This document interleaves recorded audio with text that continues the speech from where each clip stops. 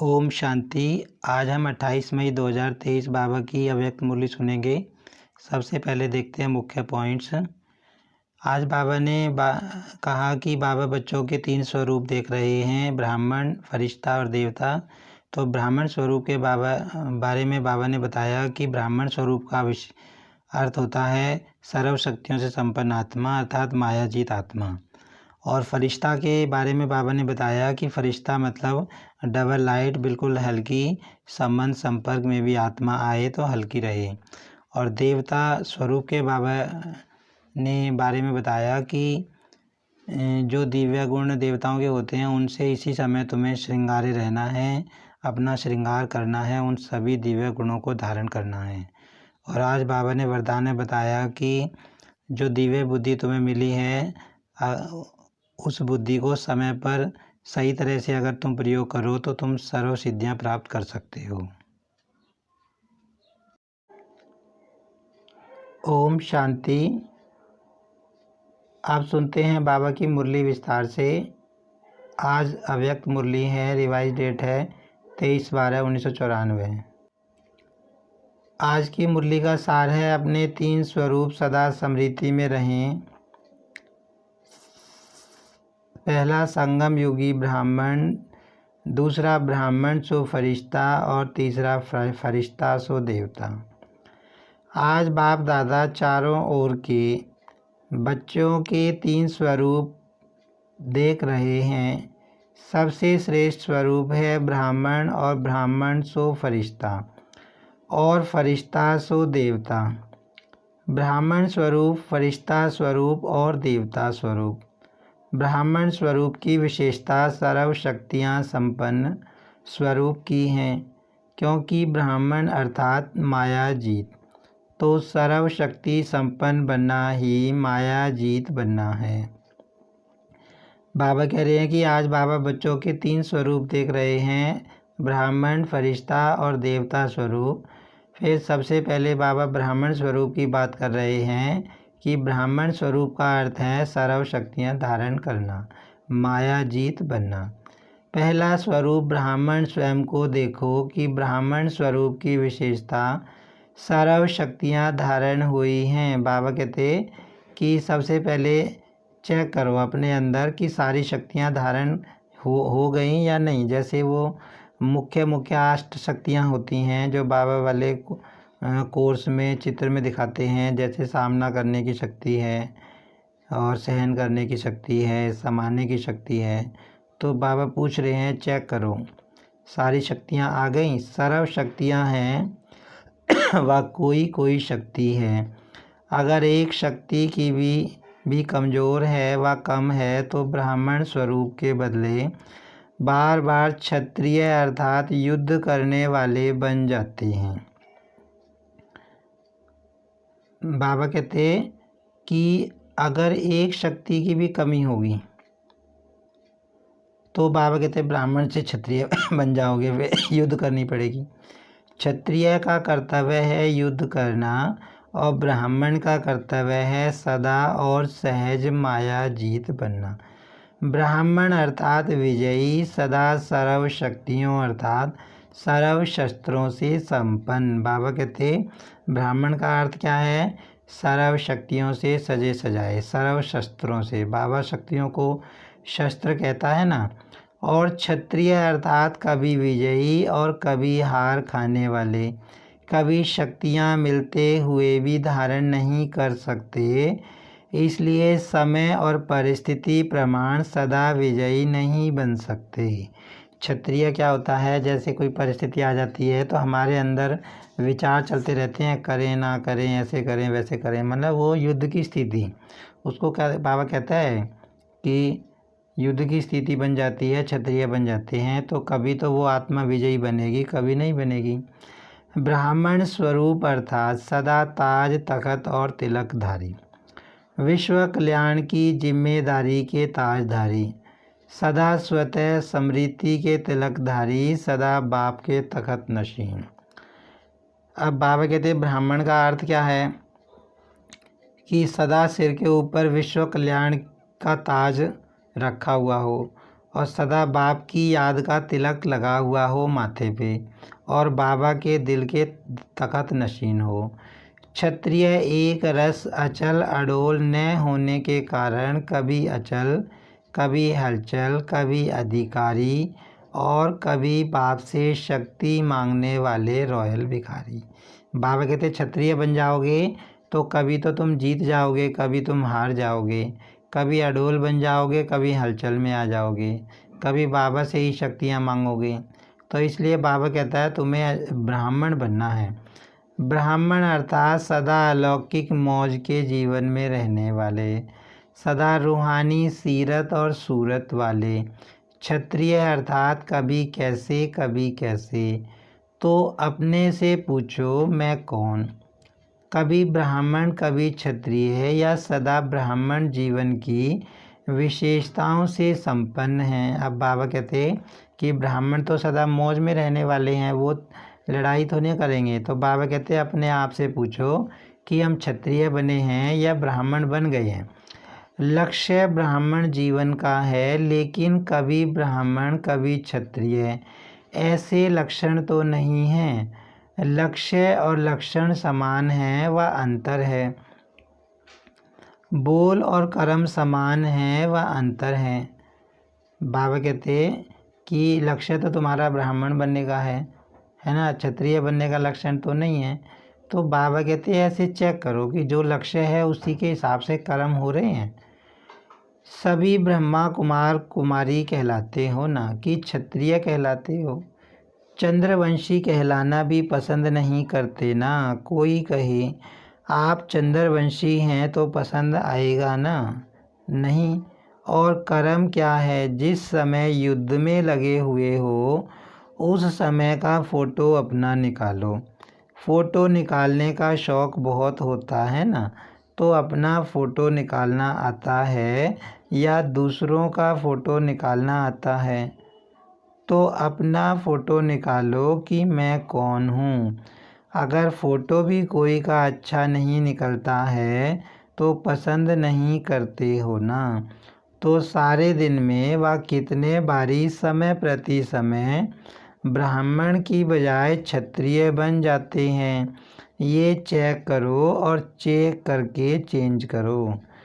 अब बाबा क्या कह रहे हैं कि भाई चंद्रवंश में तो कोई जाना चाहता नहीं है। जब भी बाबा हाथ खड़े करवाता है कि बताओ सूर्यवंशी बनेंगे या चंद्रवंशी। सूर्यवंशी मतलब सतयुग में आना, चंद्रवंशी मतलब दूसरे युग में आना।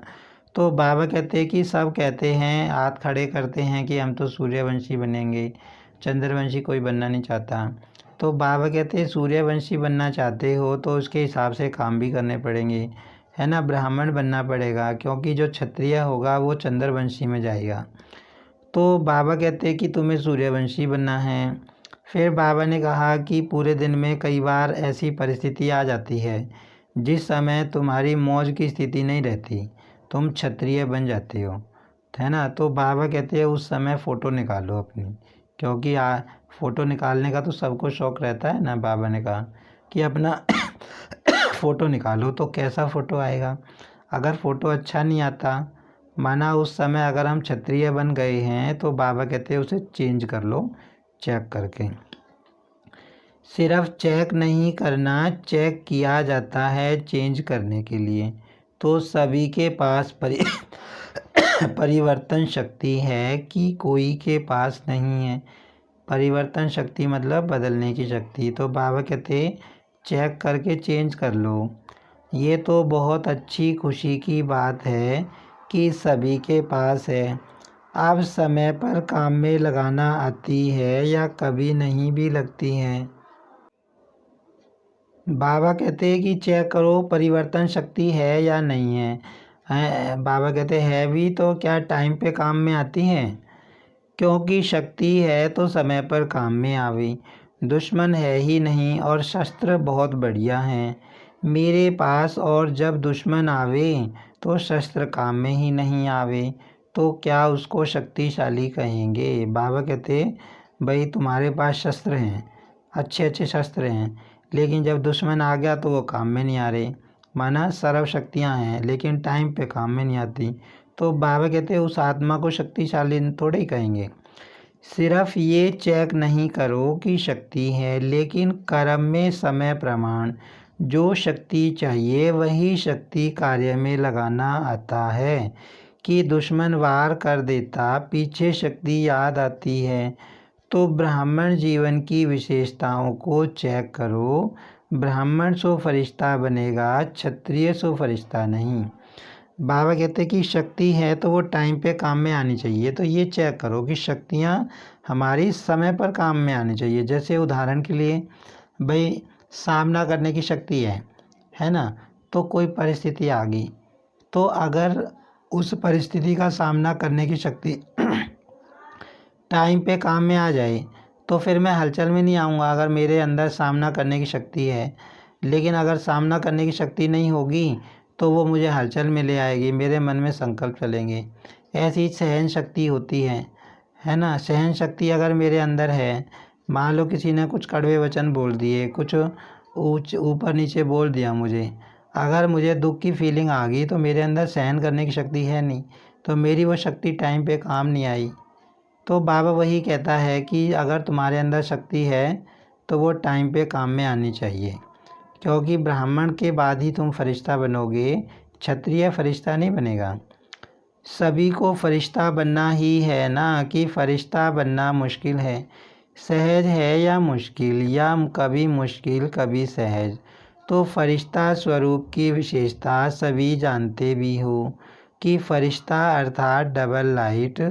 तो डबल लाइट हैं। अब बाबा कहता है कि लक्ष्य तो सबका फरिश्ता बनने का है ना, तो सब बनना चाहते हैं। और फरिश्ता क्या होता है, फरिश्ते की विशेषता क्या होती है, ये भी जानते हैं। फरिश्ता का अर्थ क्या होता है, बाबा कहते हैं डबल लाइट। कि कभी बोझ उठाने को दिल करती और उठा लेते हो, वह उठाने नहीं चाहते हो, लेकिन माया सिर पर टोकरी रख देती है। अब फरिश्ता का अर्थ बाबा क्या बताते हैं, डबल लाइट, बिल्कुल हल्का, बिल्कुल मन बुद्धि हल्की होनी चाहिए। हमें कोई बात अपनी तरफ खींचे नहीं, है ना। किसी भी तरह का मन के ऊपर बोझ नहीं होना चाहिए, चिंता फिक्र नहीं होनी चाहिए। तो बाबा कहते फरिश्ता तो उसको ही कहा जाएगा जिसके मन के ऊपर कोई बोझ ना हो, कोई चिंता ना हो। लेकिन अगर कोई चिंता है, बोझ है, तो बाबा कहते माया तुम्हारे सिर पर टोकरी रख देती है। माया अपनी आर्टिफिशियल टेम्परेरी शक्ति ऐसी दिखाती है जो मजबूरी से भी बोझ उठाना न चाहते भी उठा लेते हैं। क्योंकि कमज़ोर होने के कारण कमज़ोर सदा पर अधीन होता है, तो माया भी अधीन बना देती है। बाबा कहते कि जब तुम कमज़ोर हो जाते हो, है ना, तो माया तुमको अपने वश में कर लेती है और बोझ की टोकरी तुम्हारे सिर पर रख देती है। अधिकारीपन भूल जाता है और अधीन बन जाते हैं। उस समय भाषा क्या होती है, चाहते तो नहीं हैं लेकिन पता नहीं, हर बात में पता नहीं करते रहेंगे। बाबा कहते कि जब माया के वश हो जाते हैं, माया अधीन कर लेती है, तो क्या कहेंगे, चाहते तो नहीं थे, पता नहीं क्या हो गया, पता नहीं। तो बाबा कहते पता नहीं करते रहते हैं। अधिकारी अर्थात सदा स्वतंत्र और अधीन अर्थात सदा परवश। जो अधिकारी होगा, जो राजा होगा, बाबा कहते वो तो आज़ाद होगा, स्वतंत्र होगा। लेकिन जो गुलाम होगा वो तो हमेशा परवश होता है ना, उसकी खुद की मर्जी नहीं होती। राजा जो उसका मालिक है जैसे चलाएगा वैसे उसको चलना पड़ेगा। तो परवश कभी भी मौज की जीवन में नहीं रह सकते। बाबा कहते जो गुलाम होगा वो हमेशा मौज में नहीं रह सकता। ब्राह्मण अर्थात मौज की जीवन। अगर कोई भी समय मौज की बजाय मूझते हो ये क्या है, ये कैसा है, क्या यही होता है, तो ये मौज नहीं, ये मूझने की जीवन है। माना हमारे मन में, तो बाबा कहते हैं कि जब भी हमारे मन में देखो ऐसे विचार चलते हैं, क्या हो गया, कैसे हो गया, अब क्या करें, वो बाबा कहता है गुलाम पने की निशानी होती है ना। अगर हम राजा हैं तो हमेशा खुश रहेंगे, कुछ भी होता है तो बाबा की अच्छी बातें याद आएंगी। बाबा कहता है सब कल्याण होने वाला है, तो आत्मा दुखी नहीं होएगी, ये बाबा कहता है। अगर कोई भी समय मौज की कमी अनुभव करते हो तो फिर से ये पाठ पहला याद करो कि मैं कौन हूँ। सिर्फ आत्मा नहीं, लेकिन कौन सी आत्मा हूँ।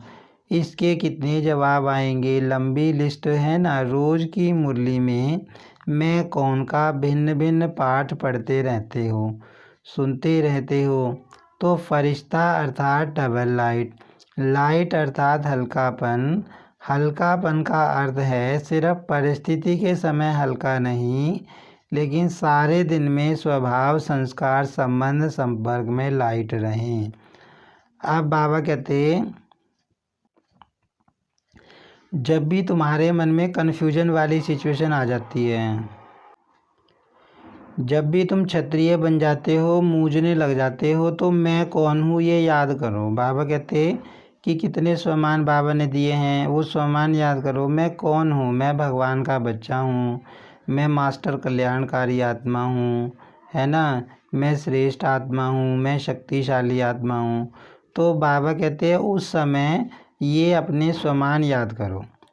फिर बाबा कहते हैं फरिश्ता का अर्थ तो सब समझ गई। पूरा दिन हल्का रहने वाले, चाहे स्वभाव में, संस्कार में, संबंध में। किसी दूसरों से बातचीत करेंगे, संबंध संपर्क में आएंगे तो उसमें भी आत्मा हल्की रहे। फरिश्ते का मतलब ये होता है। वैसे ठीक है, लेकिन स्वभाव संस्कार में भी अगर हल्कापन नहीं है तो फरिश्ता कहेंगे। और हल्के की निशानी है, हल्की चीज़ सभी को प्यारी लगती है। कोई बोझ वाली चीज़ आपको देवे तो पसंद करेंगे, और हल्की बढ़िया चीज़ हो तो पसंद करेंगे ना। तो जो स्वभाव, संस्कार, संबंध, संपर्क में हल्का होगा उसकी निशानी वो सर्व के प्यारे और न्यारे होंगे, क्योंकि ब्राह्मण स्वभाव है, अलग स्वभाव नहीं। बाबा कहते कि ऐसे नहीं तुम मन से हल्के हो, लेकिन जब किसी से बात करते हो, कि संबंध संपर्क में आते हो, तो किसी बात से बहस हो जाए तो वो हल्कापन थोड़ी ना कहा जाएगा। हल्का मतलब भाई किसी ने कही, मैंने सुन ली, उसके अनुसार मैं ढल गया, मैं झुक गया, है ना। सबसे मैं प्यार से बात कर रहा हूँ, मेरे मन पर कोई बोझ नहीं है, ना किसी के प्रति मेरे अंदर नफरत है ना। बिल्कुल मेरा मन हल्का है, सबके प्रति शुभ भावना, शुभकामनाएं। तो वो बाबा कहता वो होता है फरिश्ता। फिर बाबा ने कहा कि फरिश्ता जो होता है वो बिल्कुल हल्का होता है, और हल्की चीज़ सबको प्यारी लगती है।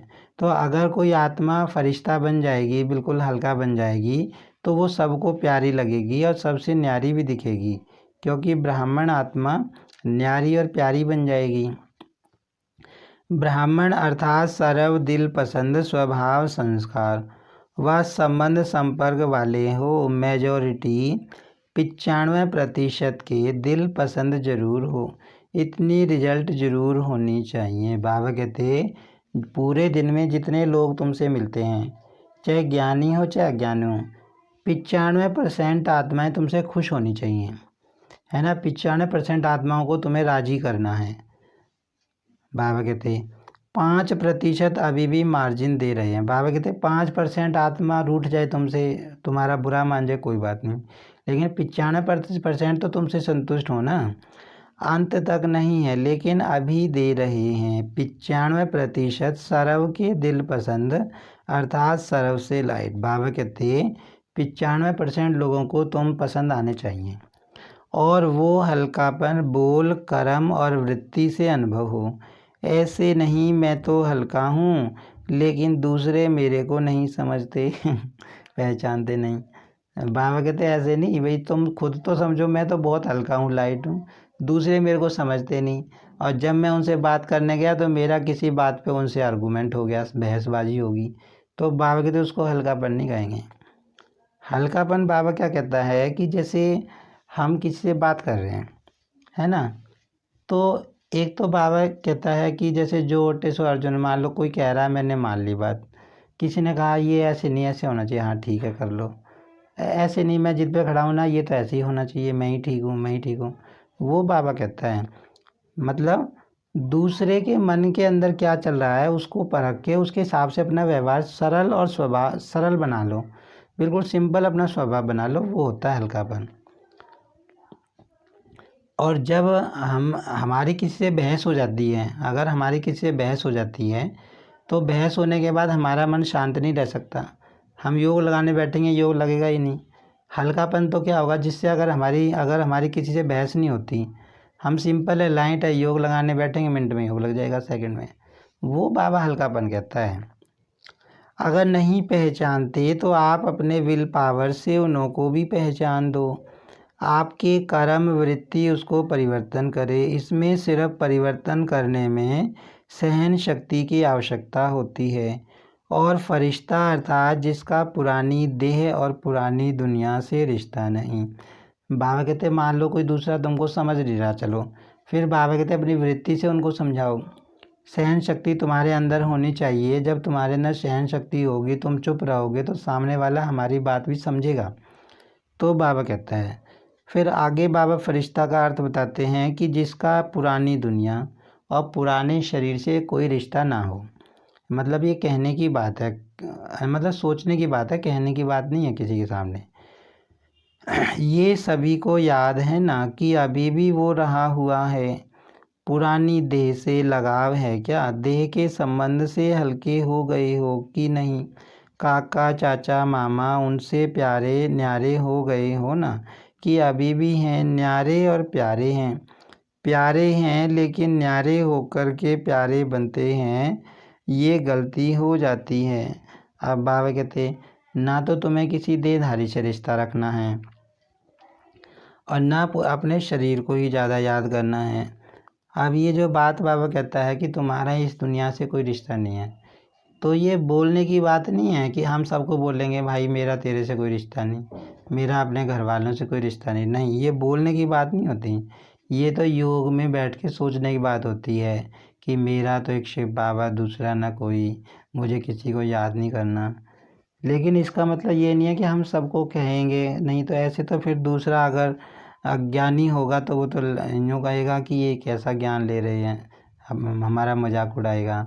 ये सिर्फ सोचने की बात होती है।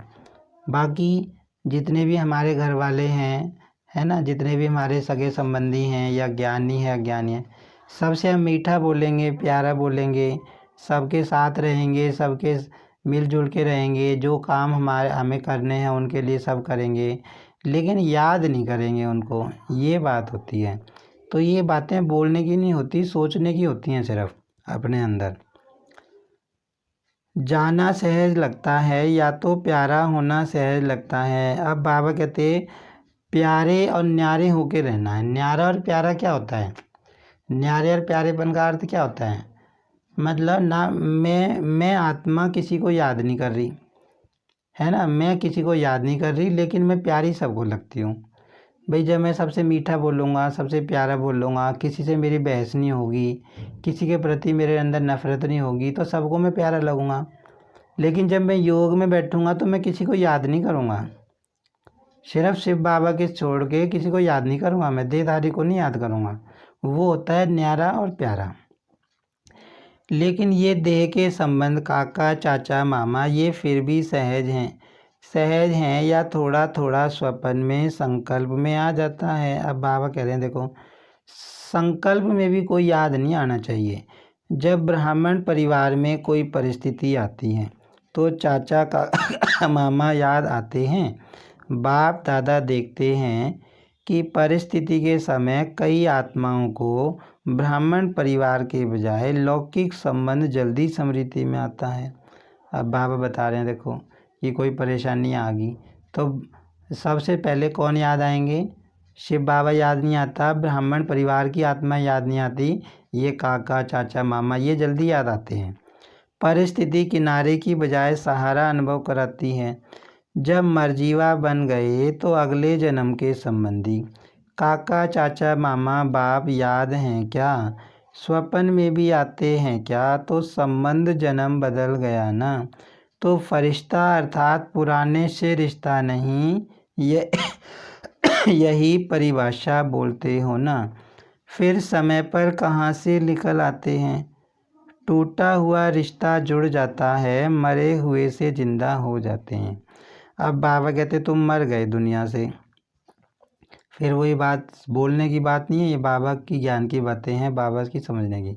तो बाबा कहते तुम मरजीवा बन गए तो फिर कैसे तुम्हें चाचा काका मामा परिस्थिति समस्या के टाइम पे याद आते हैं? याद नहीं आने चाहिए ना, बाबा याद आना चाहिए उस समय। बाबा कहते जिन रिश्तों से तुमने नाता तोड़ दिया वो क्यों याद आते हैं? बाबा कहते मरे हुए से जिंदा हो जाते हो। फरिश्ता अर्थात पुराने से रिश्ता नहीं, सब नया। बाबा कहते तुम्हारा रिश्ता ब्राह्मण परिवार से है, बाबा से है, पुराना तो तुमने छोड़ दिया ना, तो नया याद आना चाहिए। बाप दादा ने देखा कि फरिश्ता बनने में जो रुकावट होती है उसका कारण एक पहली सीढ़ी है देह भान को छोड़ना, दूसरी सीढ़ी जो और सूक्ष्म है वो है देह अभिमान को छोड़ना। देह भान और देह अभिमान, देह भान फिर भी कॉमन चीज़ है, लेकिन जितने ज्ञानी तो आत्मा, योगी तो आत्मा बनते हैं उतना देह अभिमान रुकावट डालता है। और अभिमान अनेक प्रकार का होता है, अपनी बुद्धि का अभिमान, अपने श्रेष्ठ संस्कार का अभिमान, अपने अच्छे स्वभाव का अभिमान, अपनी विशेषताओं का अभिमान। अब बाबा क्या कह रहे हैं कि देखो इस चीज़ में रुकावट कौन सी चीज़ डाल दी है, मतलब मर्जीवा बनने में देह भान और देह अभिमान। अब देह अभिमान भी बाबा कहते कई तरह का होता है, जैसे किसी को अपने शरीर का अभिमान होता है, किसी को अपने श्रेष्ठ संस्कार का अभिमान होता है, किसी को अपनी विशेषताओं का अभिमान होता है कि ना मेरे अंदर ये विशेषता है, अपनी कोई विशेष कला का अभिमान, अपनी सेवा की सफलता का अभिमान, किसी को अपनी सेवा की सफलता का ही अभिमान हो जाता है। ये सारे देह अभिमान है। तो देह अभिमान बाबा कहते रुकावट डालता है। ये सूक्ष्म अभिमान देह अभिमान से भी बहुत महीन है। अभिमान का दरवाज़ा तो जानते हो ना, मैंपन मेरापन, ये है अभिमान के दरवाजे। जहाँ भी मैंपन आया, मेरापन आया, बाबा कहते वो देह अभिमान का रास्ता खोल देते हैं। तो फरिश्ता का अर्थ ये नहीं कि सिर्फ देह भान व देह के आकर्षण से परे होना, वह देह के स्थूल संबंधों से परे होना, लेकिन फरिश्ता अर्थात देह के सूक्ष्म अभिमान के संबंध से भी न्यारे होना। बाबा कहते फरिश्ते का मतलब क्या है, ना शरीर याद आए, ना शरीर के साथ जो भी बातें हैं वो याद आए। और अभिमान की निशानी, जहाँ अभिमान होता है वहाँ अपमान भी जल्दी फील होता है। जहाँ अभिमान होता है वहाँ अपमान की फीलिंग बहुत जल्दी होती है, क्योंकि मैं और मेरे के दरवाजे खुले हुए हैं। बाबा कहते जिसको अभिमान होगा, है ना, मान लो किसी को अपने शरीर की सुंदरता का अभिमान है कि मैं बहुत सुंदर हूँ, तो बाबा कहते कोई उसको कुछ कह देगा तो उसको फीलिंग भी बहुत जल्दी आएगी। ऐसे किसी को मान लो कोई काम वो अच्छी तरह कर लेता है, उसको अभिमान है कि मेरे से बढ़िया ये काम है कर नहीं सकता, उसको कोई कुछ कह देगा या कोई दूसरा काम उसी को करेगा तो उसको अभिमान की फीलिंग बहुत जल्दी मतलब अपमान की फीलिंग, अपमान की फीलिंग बहुत जल्दी आती है। अभिमान वाले को अपमान की फीलिंग बहुत जल्दी आती है, ये बाबा कह रहा है, बुरा लगेगा उसको बहुत जल्दी। फरिश्ते का अर्थ स्वरूप से है देह भान और देह के संबंध से, देह अभिमान से न्यारा।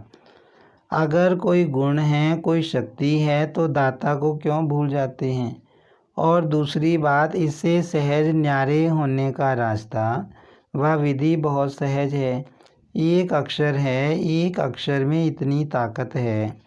जो देह अभिमान और देह भान सदा के लिए समाप्त हो जाता है वो एक शब्द कौन सा है? करण करावनहार बाप करा रहा है। करण करावनहार शब्द भान और अभिमान दोनों को मिटा देता है। एक शब्द याद करना तो सहज है ना, और सारी पॉइंट्स भूल भी जाओ, भूलना तो नहीं है, लेकिन अगर भूल भी जाओ तो एक शब्द तो याद कर सकते हो ना। करण करावनहार बाबा है। बाबा कहते कि जो देह भान है और देह अभिमान है उसको समाप्त करने के लिए एक शब्द याद रखो।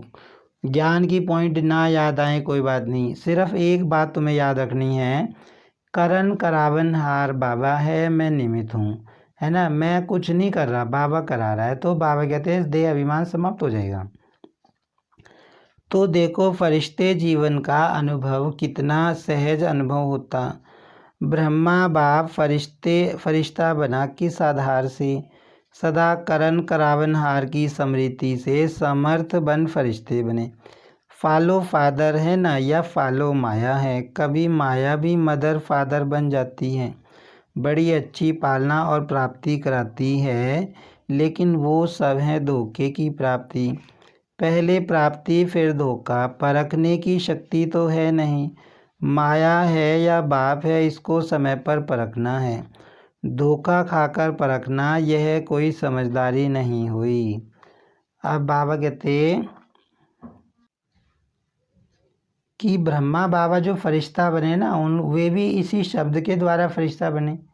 एक बात ब्रह्मा बाबा हमेशा याद रखते थे, करण करावनहार बाबा है, तभी बाबा को कभी चिंता नहीं होती थी। मान लो धन की कमी हो जाती थी यज्ञ में, या कोई और समस्या आ जाती थी, बाबा को टेंशन नहीं होती थी, ये क्या हो गया अब कैसे होगा। बाबा को निश्चय था, करण करावनहार बाबा है, अपने आप करा लेगा, हमें क्या टेंशन है।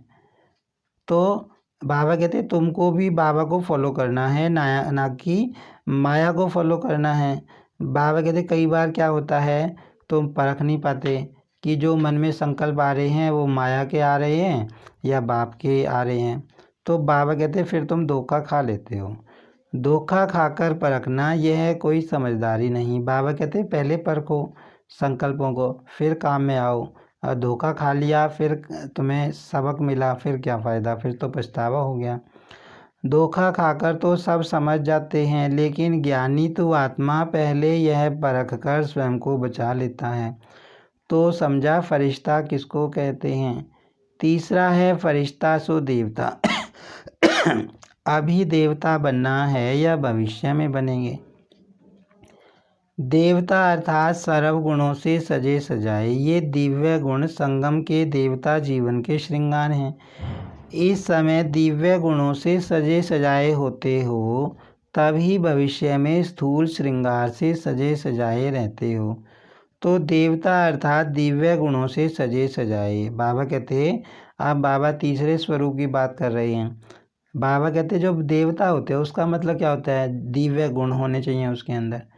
तो बाबा कहते देवता तो तुम बनोगे, देवता तुम सतयुग में बनोगे, लेकिन दिव्य गुण तो अभी धारण करने हैं ना। तो बाबा कहते अभी तुम दिव्य गुणों से सजे सजाए रहोगे, गुणों से, अच्छी अच्छी कलाओं से, तभी तो वहाँ पर स्थूल श्रृंगार तुमको मिलेंगे। और फिर दूसरा बाबा बताता है देवता का मतलब होता है देने वाला, लेवता नहीं, लेकिन देवता तो मास्टर दाता हो, व कभी लेवता कभी देवता। अब बाबा कहते देवता का मतलब क्या होता है, हमेशा देने वाला, लेने वाला नहीं। तो बाबा कहते चेक करो, कभी कभी देवता की जगह लेवता तो नहीं बन जाते। चेक करो कि दिव्य गुणों का श्रृंगार सदा रहता है, व कभी कोई श्रृंगार भूल जाता है, कभी कोई श्रृंगार भूल जाता है। संपूर्ण सर्व गुण संपन्न यही देवता जीवन की निशानी है। फिर बाबा कहते चेक करो कि सारे दिव्य गुणों से सजे सजाए तुम रहते हो, या एक श्रृंगार नहीं रहता बाकी रहते हैं। ये गुण ही गहने हैं। तो देखो कि ब्राह्मण स्वरूप की सर्व शक्तियाँ, फरिश्ते स्वरूप की डबल लाइट स्थिति, और देवता स्वरूप की दातापन की निशानी और दिव्य गुणों संपन्न बने हैं। तीनों स्वरूप अनुभव करते हो। अब बाबा कह रहे हैं कि जो जो बाबा ने बातें बताई, गुण ब्राह्मण स्वरूप की, फरिश्ता स्वरूप की, देवता स्वरूप की, वो तीनों की क्वालिटी तुम्हारे अंदर आ गई या नहीं आई, चेक करो। तीनों स्वरूप अनुभव करते हो। जैसे बाप के तीन संबंध, बाप शिक्षक सदगुरु, जैसे बाप के तीन संबंध बाप शिक्षक सदगुरु सदा याद रहते, ऐसे ये तीन स्वरूप सदा याद रखो। समझा। बनना तो आपको ही है, या और कोई आने वाले हैं, आपको ही बनना है ना। आज ब्राह्मण, कल फरिश्ता और कल देवता। अपने फरिश्ते स्वरूप को ज्ञान के दर्पण में देखो। बाबा कहते बनना तो आपको ही है, आप ही फरिश्ता बनोगे, आप ही देवता बनोगे। तो बाबा कहते अपने आप को चेक करो कि फरिश्ते हम बने या नहीं बने। फरिश्ते सदा उड़ते रहते हैं और मैसेज देते रहते हैं, फरिश्ता आया संदेश दिया और उड़ा। तो वो फरिश्ते कौन है? आप ही हो ना। फलक से कहो हम ही थे, हम ही हैं और हम ही रहेंगे। बाबा कहते निश्चय से कहो कि हम ही फरिश्ते बने थे, हम ही हैं और आगे भी हम ही बनेंगे। पक्का है ना। इसको कहा जाता है निश्चय बुद्धि विजयी। क्षत्रिय हो व विजयी हो, क्षत्रिय कोई तो बनेगा, वो दूसरे बनेंगे। तो आप ब्राह्मण हो, चलते चलते कभी क्षत्रिय नहीं बनना। अगर बार बार क्षत्रिय बनते रहेंगे, युद्ध करते रहेंगे, तो युद्ध के संस्कार ले जाने वाले कहाँ पहुँचेंगे? चंद्रवंशी में या सूर्यवंशी में? तो चंद्रवंशी तो पसंद नहीं है ना, कि कभी कभी हो गए तो भी हर्जा नहीं। बाबा कहते चंद्रवंशी में तो नहीं जाना ना। तो सब कौन हो? ब्राह्मण। पक्के ब्राह्मण हो या थोड़े थोड़े कच्चे? शक्तियाँ पक्की हैं, पांडव पक्के हैं। अगर पक्के हैं तो सदा खुशखबरी के पत्र आवे। माया आ गई, ये हो गया, पता नहीं क्या हो गया, कैसे हो गया, ये संकल्प में भी नहीं हो। बाबा कहते कि पक्का ब्राह्मण बनना है, और बाबा के पास जो चिट्ठी भेजते हो वो खुशखबरी की आनी चाहिए तुम्हारी, कि कोई माया नहीं आई। बाप तो कहते हैं स्वप्न मात्र भी नहीं, स्वप्न में भी क्यों क्या नहीं ऐसे पक्के हो। बाबा कहते सपने में भी ऐसे शब्द नहीं आने चाहिए तुम्हारे, क्या हो गया, क्यों हो गया। शक्तियाँ महापक्की हो, कहो पांडव पक्के, तो हम महापक्की, क्योंकि शक्तियों को ही निर्मित बनाया है। तो निमित्त वाले ही कच्चे पक्के होंगे, तो औरों का क्या हाल होगा। पांडव बैकबोन हैं, बैकबोन बनना अच्छा लगता है ना, या सामना करना अच्छा लगता है? बैकबोन बनना अच्छा है, सेफ हो बहुत, नहीं तो मार खाते। अच्छा, सभी अपने स्वीट होम में पहुंच गए। संकल्प था जाना है, जाना है। और फिर क्या संकल्प है? अभी भी जाना है ना। सेवा अर्थ जा रहे हैं, इसलिए खुशी खुशी से जाते हैं। सेवा पर जाएंगे या दुकान पर जाएंगे, घर में जाएंगे, दफ्तर में जाएंगे।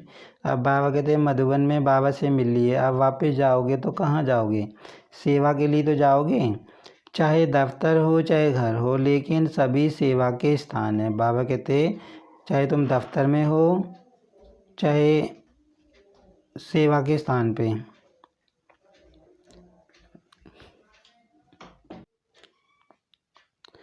बाबा कहते हैं चाहे घर हो चाहे दफ्तर हो चाहे ऑफिस हो, बाबा कहते तुम सेवा के स्थान पर हो। सेवाधारियों की हर जगह सेवा है, तो मधुबन में आना और उत्साह का खजाना भरना, और फिर सेवा पर जाना। खुशी खुशी से जाते हो ना, कि मजबूरी से जाते हो? सेवा माना खुशी, हिसाब किताब है। कर्ज चुकाने जा रहे हैं ऐसे नहीं, फ़र्ज चुकाने जा रहे हैं। घर में बगुले बहुत हैं, अगर बगुले नहीं होंगे तो ज्ञान किसको देंगे? बाबा कहते ऐसे मत समझना कि घर में अज्ञानी बहुत हैं, बगुले बहुत हैं। बाबा कहते अगर अज्ञानी नहीं होंगे तो तुम ज्ञान किसको दोगे? हंस को हंस बनाएंगे क्या? बगलों को ही तो हंस बनाएंगे ना, तो क्या याद रखेंगे? बाबा कहते बगलों को ही तो हंस बनाना है, हंसों को हंस थोड़ी ना बनाना है। बाबा कहते जो अज्ञानी आत्माएं हैं उनको ही तो ज्ञान देना है। ब्राह्मण सो फरिश्ता, फरिश्ता सो देवता। पक्का रहेगा कि ट्रेन में जाते जाते एक भूल जाएगा, अपने स्थान पर जाते जाते बाकी एक रह जाए, ऐसे तो नहीं होगा ना। अच्छा, चारों ओर के सर्व ब्राह्मण सो फरिश्ता, फरिश्ता सो देवता, तीनों स्वरूप के समृति स्वरूप आत्माओं को सदा एक शब्द करण करावन हार की समृति से स्वयं को डबल लाइट बनाने वाले श्रेष्ठ आत्माओं को सदा देवता अर्थात दाता बन देने वाले सर्व खजानों से संपन्न आत्माओं को सदा वरदानों को कर्म में लाने वाले कर्म योगी आत्माओं को बाप दादा का याद प्यार और नमस्ते। हम रूहानी बच्चों की रूहानी बाप दादा को प्यार और नमस्ते। वरदान है, दिव्य बुद्धि द्वारा दिव्य सिद्धियों को प्राप्त करने वाले सिद्धि स्वरूप भव। जैसा समय उस विधि से दिव्य बुद्धि को यूज करो तो सर्व सिद्धियां आपकी हथेली पर हैं। सिद्धि कोई बड़ी चीज़ नहीं है, सिर्फ दिव्य बुद्धि की सफाई है। बाबा कहते हैं जैसा समय हो वैसे ही यूज करो दिव्य बुद्धि को, तो सफलता तुम्हें मिलेगी, सारी सिद्धियां मिलेंगी। जैसे आजकल के जादूगर हाथ की सफाई दिखाते हैं, यह दिव्य बुद्धि की सफाई सर्व सिद्धियों को हथेली में कर देती है। बाबा कहते जो दिव्य बुद्धि तुमको मिली है उससे तुम सर्व सिद्धियां प्राप्त कर सकते हो। आप ब्राह्मण आत्माओं ने सब दिव्य सिद्धियां प्राप्त की हैं, इसलिए आपकी मूर्तियों द्वारा आज तक भी भगत सिद्धि प्राप्त करने के लिए जाते हैं। बाबा कहते इस समय तुमने सारी सिद्धियां प्राप्त की संगम युग पे, इसलिए देवता ही स्वरूप के आगे सब भगत सिद्धियां प्राप्त करने तुम्हारे सामने जाते हैं। स्लोगन है, जिनके पास सर्वशक्तिमान बाप की सर्व शक्तियाँ हैं उनकी हार कभी हो नहीं सकती। बाबा कहते जिसके पास सर्वशक्तिमान की सर्व शक्तियाँ हैं उस आत्मा की हार नहीं हो सकती। ओम शांति।